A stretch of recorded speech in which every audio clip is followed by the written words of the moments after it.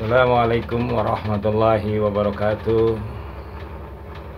Alhamdulillahirrabbilalamin. Wassalatu wassalamu ala rasulillah wa alihi wa sahbihi wa man walah. Amma ba'd.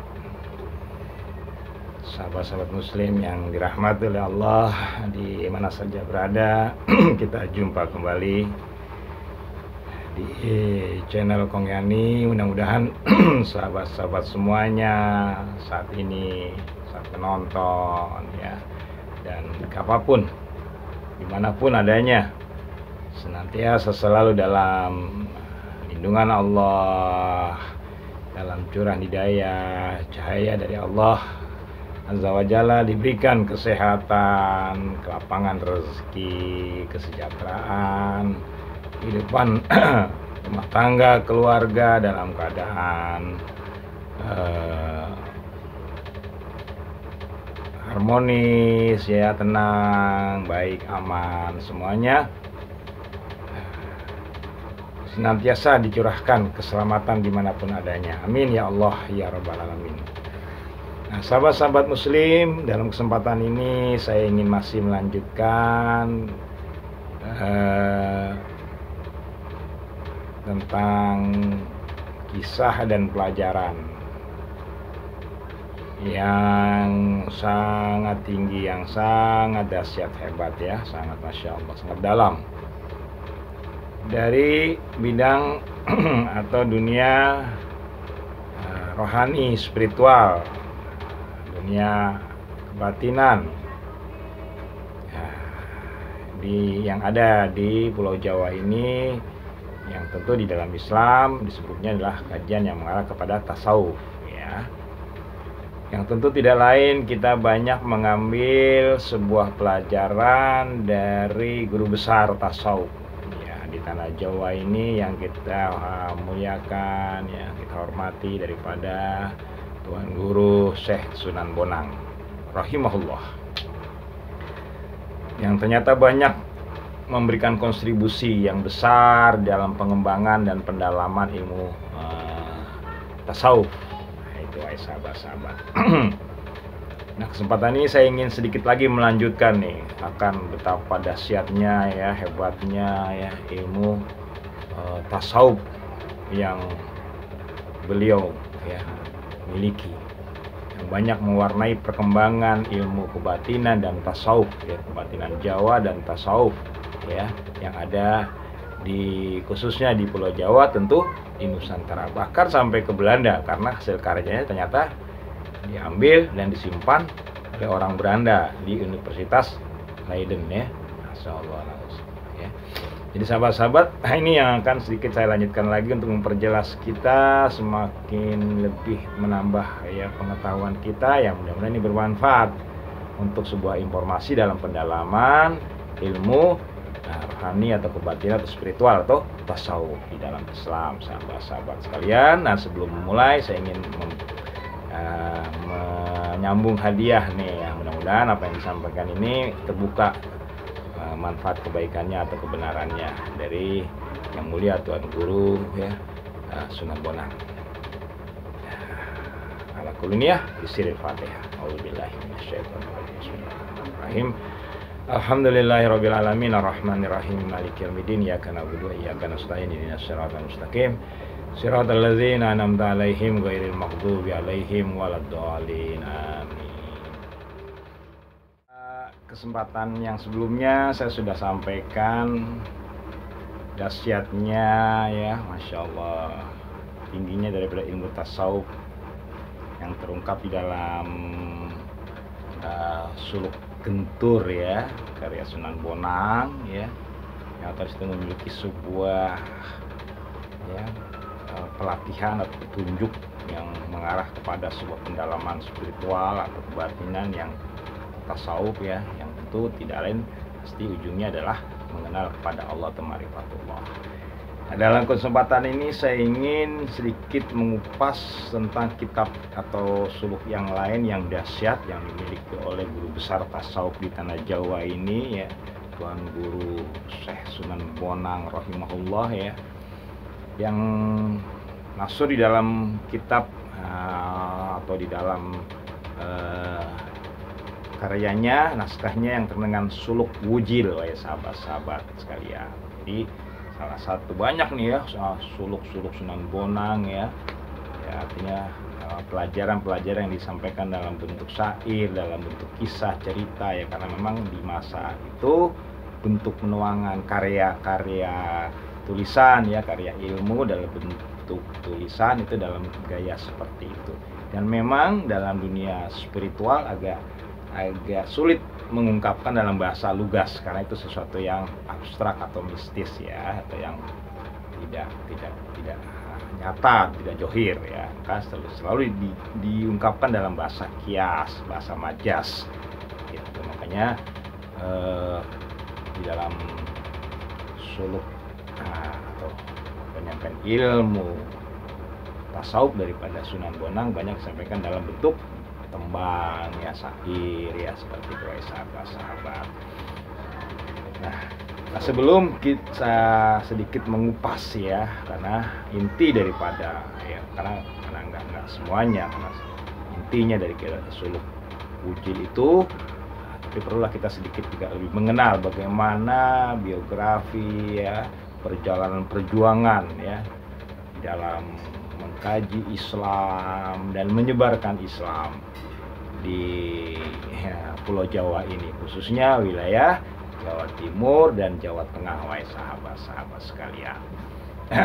Mungkin banyak sahabat-sahabat khususnya di Jawa ya, ini sudah banyak tahu, tapi ini nggak apa-apa menambah wawasan kita dan sekaligus mungkin melengkapi atau mengingatkan lah ya pelajaran kita, wahai sahabat-sahabat sekalian. Jadi sebagaimana sebelumnya sudah disampaikan daripada yang mulia Sunan Bonang rahimahullah, itu lahir di abad ke-14 ya, mungkin lebih tepatnya 1465 Masehi ya, seperti itu. Yang beliau adalah seorang putra wali senior ya dari Susunan Wali Songo ya, yaitu Sunan Ampel yang memiliki ya di daerah Ampel ya, yang dikenal pesantren Ampel Denta ya, di daerah lahir di daerah Tuban ya, Jawa Timur ya sahabat-sahabat sekalian. Jadi beliau sudah lahir ya dari silsilah keluarga yang terbaik ya, keluarga turunan para wali yang dari seorang ibu ya, yaitu yang bernama ya Nyai ya Ageng Manila, yang ini juga masih keturunan bangsawan, wah ya, Masya Allah ya, jadi udah keturunan baik. Bahkan dalam kisah atau dalam biografi yang lain ada memiliki silsilah kepada Rasulullah SAW, Tujuriyat ya, begitu.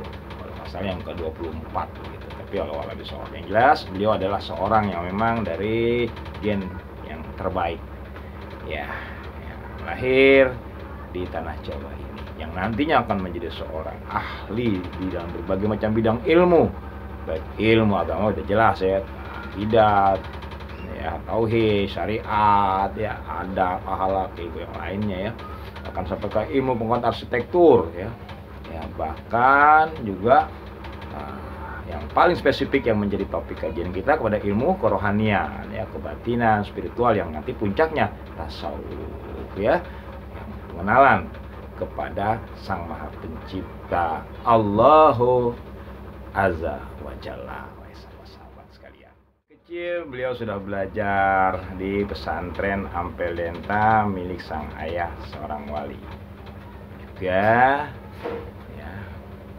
yang bersama dengan teman-teman yang nantinya akan menjadi para wali juga ya, bahkan saudaranya juga ya, itu sahabat ya, seperti belajar Raden Paku yang akan nanti menjadi wali Sunan Giri ya, itu bahkan dengan kakaknya Raden Kasim ya, yang nanti juga akan menjadi wali daripada Sunan Gresik ya, wahai sahabat-sahabat. Jadi di situ banyak Raden Patah yang nanti akan menjadi khalifah ya, pemimpin ya, Amir Mukminin di tanah Jawa, dengan nantinya didirikannya nanti Kesultanan Demak, wahai sahabat-sahabat. Jadi di situ di pesantren Ampel Denta itulah, di situ dibina kader-kader yang akan menjadi bibit-bibit pelopor ya, penyebar dan penegak daripada ajaran Islam beserta dengan kekuasaan Islam.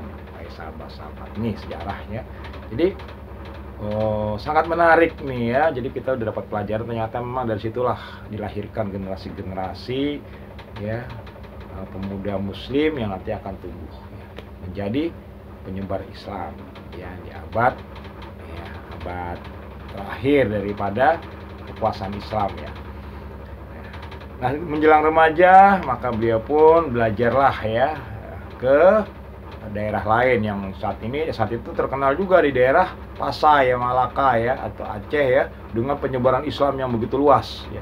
Karena memang Islam tuh sudah lebih dulu tersebar di sana, karena masuk Islam itu dari sana ya kan. Kalau dari wilayah selatan ya kan, nah itu masih untuk wilayah Indonesia pasti masuk ya Aceh. Maka Aceh terkenal lebih dulu masuknya ajaran Islam, maka terkenal dengan istilah Serambi Mekah ya, salah satunya karena di sana lebih dulu Islam itu masuk. Di sana pun banyak tuh para wali-wali atau para alim ulama ya. Nah, di sanalah belajar bersama dengan Sunan Giri, sahabat dekat beliau ya. Nah, sekaligus nanti melaksanakan ibadah haji. Nah, gitu. Jadi belajarlah di sana dengan Syekh Maulana Ishaq ya, seperti sahabat-sahabat sekalian. Jadi Sunan Bonang yang dari lahir diberi nama ya, Raden Maulana Makhdum Ibrahim ya, belajar di sana, dan sana pun dia belajar bukan hanya pelajaran agama yang secara umum, bahkan secara khusus, yaitu tentang tasawuf ya kan. Yang di sana bahkan tasawufnya memiliki sebuah versi yang sangat kuat ya, yaitu kepada Al-Halaj ya. Jadi pendalamannya lebih keras lagi tasawufnya ya sahabat-sahabat di masa itu. Nah, setelah beliau belajar ke Samudra Pasai, sampailah beliau ke Mekah. Maka kembalilah beliau ke tanah Jawa. Kemudian beliau melanjutkan daripada pembelajaran dan pengembangan Islam di tanah Jawa, dan beliau memulai penyebaran Islam di wilayah Kediri, wahai sahabat-sahabat ya, masuk wilayah Jawa Timur, yang dimana di situ juga merupakan daripada wilayah kekuasaan ya Majapahit ya, seperti itu wahai sahabat. Nah, begitu besar tantangan ya, ini dijelaskan di dalam bab Daha Majapahit ya. Jadi begitu besar perjuangan Sunan Bonang berdakwah menyebarkan Islam yang ketika itu mayoritas adalah beragama Hindu, sahabat. Yang dia mengambil tempat ya di sebuah ya daerah ya yang di tepi Sungai Brantas. Ini sahabat. Di sanalah beliau menyampaikan Islam dan banyak mendapatkan tekanan-tekanan ya, bahkan mendapatkan tekanan yang tidak hanya ringan bahkan berat. Karena tantangan yang begitu berat, sulitnya berdakwah, sampai akhirnya Sunan Bonang pun ya mengeluarkan kedalaman ilmunya yang bersifat spiritual atau kebatinan ya, atau yang bersifat supranatural atau kesaktian oleh sahabat-sahabat sekalian.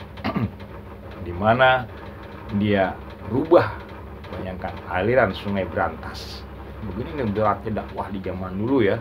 Awal-awal Islam di tanah Jawa ini, khususnya di Jawa Timur, Jawa Tengah ya, sampai dengan segala kemampuan ini, keilmuan batinnya, hanya spiritualnya, jiwanya ya, pendalamannya, tasawufnya, yang di dalamnya juga memiliki sebuah kembang ya, sebuah buah daripada ilmu kekuatan batin, kekuatan spiritual, di mana dia mampu merubah aliran Sungai Brantas yang dialirkan, yang tadinya mengalir ke daerah-daerah yang dimana menolak dan menentang Islam, dialirkan ke daerah yang menerima Islam, sehingga di daerah yang menolak Islam mengalami kekeringan, dan di daerah yang menerima Islam mengalami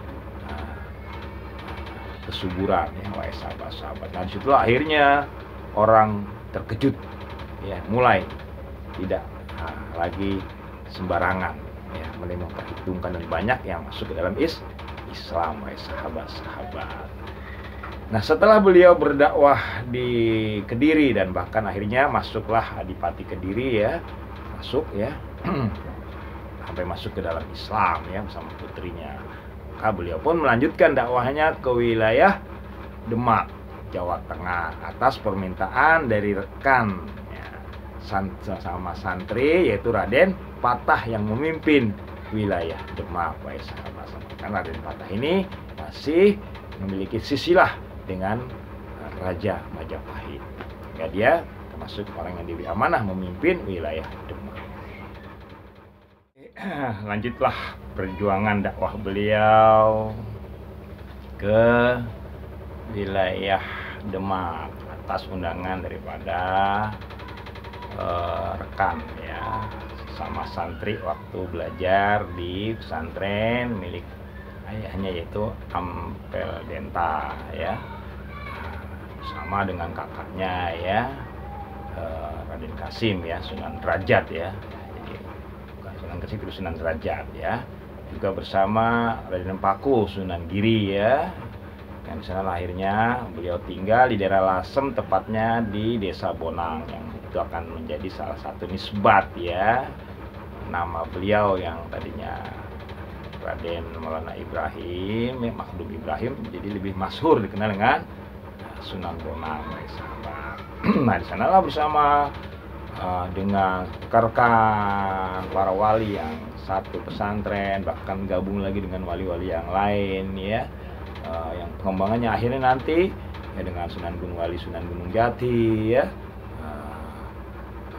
Sunan Kalijaga ya, yang nanti berlanjut prosesnya nanti membangun daripada Kesultanan Demak, kekhilafahan pertama yang berhasil ya, kekuasaan atau kerajaan ya, atau yang dilandasi dengan syariat Islam pertama dibangun di Pulau Jawa, itu atas jasa besar daripada Tuan Guru Sunan Bonang. Jadi bukan saja seorang yang menjadi guru besar di dalam kajian tasawuf, ilmu spiritual dan kebatinan di tanah Jawa ini, bahkan dia juga memiliki jasa yang besar ya, yang berhasil membangun masjid besar agung di Demak itu dalam satu malam. Bayangkan sahabat-sahabat dari kisahnya. Jadi dengan seluruh kemampuan arsitekturnya, karena dia juga ahli dalam arsitektur ya, bersama wali-wali yang lain, seluruh ya, di samping kekuatan fisik ya, ilmu, pengetahuan, dan juga kekuatan spiritual kebatiniah dikerahkan untuk membangun Masjid Demak ya, yang menjadi sentralnya ditebarkannya daripada Islam beserta dengan kekuasaan Islam ditata dan ditegakkan oleh sahabat-sahabat sekalian. Jadi disitulah mulai Sunan Bonang membangun ya Islam ya, ada di Desa Bonang juga dia mengembangkan pelajaran-pelajaran dan kajian Islam oleh sahabat-sahabat sekalian. Yang akhirnya Islam menyebar ya ke seluruh wilayah Jawa Timur, Jawa Tengah, sampailah ke Jawa Barat ya, dipimpin oleh Sunan Gunung Jati. Akhirnya seluruh wilayah Pulau Jawa atau tanah Jawa tersebarlah Islam, dan tentu akan menghadapi tantangan berhadapan dengan kekuasaan yang sudah ada yang berada di Jawa Timur atau Jawa Tengah, yaitu dengan Majapahit ya, yang dipimpin oleh Raja Brawijaya, yang harus juga berhadapan dengan kerajaan Pajajaran yang ada di Jawa Barat ya, yang harus berhadapan dengan kekuasaan-kekuasaan tersebut. Tapi dengan izin dan pertolongan Allah dan jasa besar daripada Sunan Bonang, Islam tetap terus bisa berkembang dan tersebar. Nah, inilah sebuah karya besar daripada Sunan Bonang di dalam pengkajian Islam dan penyebaran Islam, serta sampai tegaknya kekuasaan Islam di tanah atau di Pulau Jawa ini, wahai sahabat. Jadi Masya Allah, kita sangat-sangat berterima kasih kepada beliau ya, di Nusantara umumnya dan khususnya di Pulau Jawa ini. Dengan perjuangan beliau, jasa beliau, Islam bisa tersebar, dan bahkan kita sama-sama bisa menikmati ya ajaran Islam dan bisa beribadah di dalam Islam, karena salah satunya jasa besar daripada beliau. Ya, mudah-mudahan beliau mendapatkan perhatian khusus yang istimewa di sisi Allah Azza wa Jalla. Amin ya Allah ya Rabbal Alamin. Sahabat-sahabat muslim, keberhasilan daripada Tuan Guru Sunan Bonang di dalam menyampaikan ajaran Islam dan menyampaikan pendalaman ilmu spiritual, rohani, tasawuf di dalam Islam itu tidak lepas dari metode dakwah yang beliau laksanakan. Yang beliau begitu sangat cerdas memilih kesenian dan budaya tradisi dijadikan sarana untuk beliau berdakwah, wahai sahabat-sahabat sekalian. Nah, ini memiliki keberhasilan yang sangat besar, sangat spektakuler, wahai sahabat-sahabat. Yang dimana beliau memiliki bukan saja di bidang agama, tapi juga spiritual, bahkan beliau memiliki bakat yang besar di bidang kesenian dan budaya, dan bahkan beliau mampu berhasil membuat sebuah bentuk karya seni, alat musik ya, yang dikenal dengan ya alat musik bonang, karena mengambil dari nama beliau sang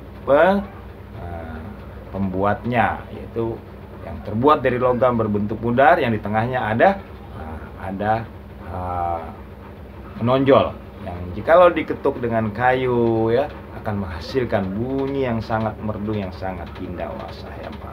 Nah, dengan musik inilah Islam disampaikan, sehingga banyak orang tertarik di dalam Islam, dan banyak juga di dalam syair-syair itulah beliau menuangkan ilmu yang berkaitan dengan pendalaman spiritual atau kebatinan atau tasawuf, sahabat-sahabat, yang dikenal dengan istilah suluk ya, atau tembang ya, seperti ya tembang tumbuh hati ya, dan banyak lagi yang lain-lainnya, sahabat-sahabat.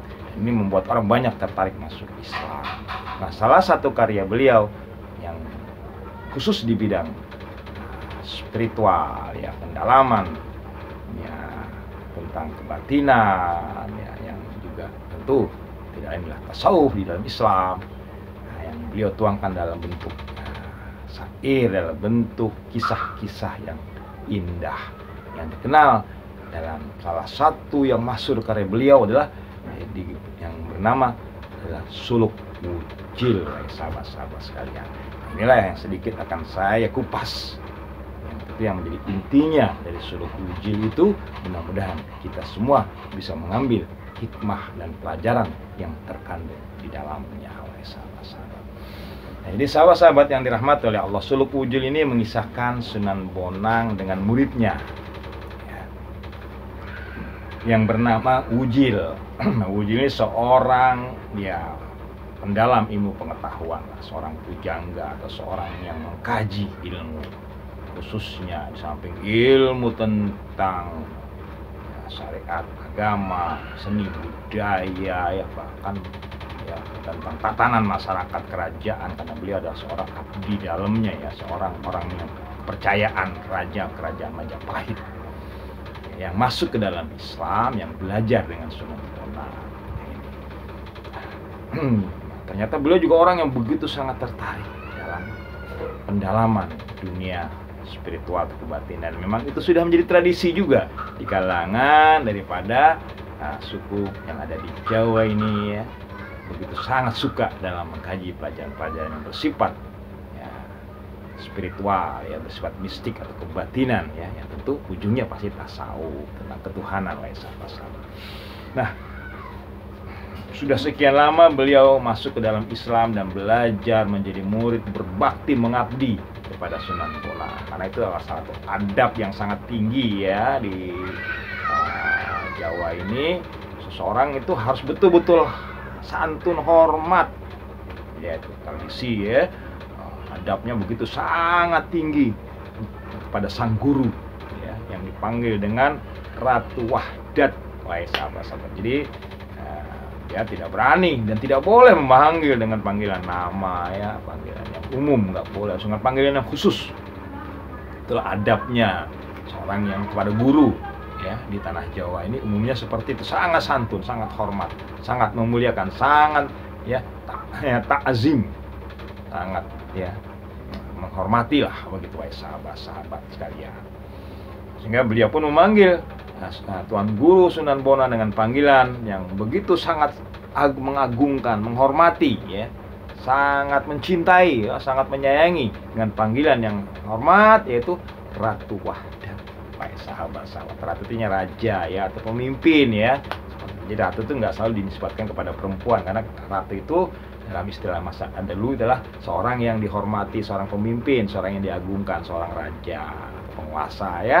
Dan panggilan Wahdat itu karena disinilah ciri khas daripada keilmuan daripada, ya, Sunan Bonang yang terkenal dengan ilmu wahdatul wujudnya, yang hidatul wujudnya, ya, yang pengetahuan tentang sampai ke tingkat tertinggi dalam tasawuf, ya, yaitu peningkatan kepada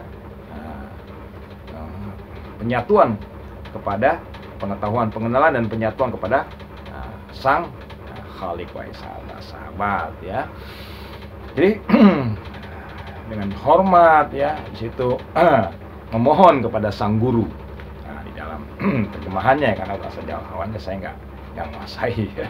Nah, itu intinya adalah menjelaskan begitu hormatnya, santunnya, ya, seorang murid kepada gurunya, ya, dengan panggilannya Ratu Wahdat. Yang dirahmati oleh Allah, ini yang harus kita perhatikan dengan baik. Adab. Jadi di dalam adab di Pulau Jawa ini, ya, atau di Jawa atau Sunda, ya, sangat tinggi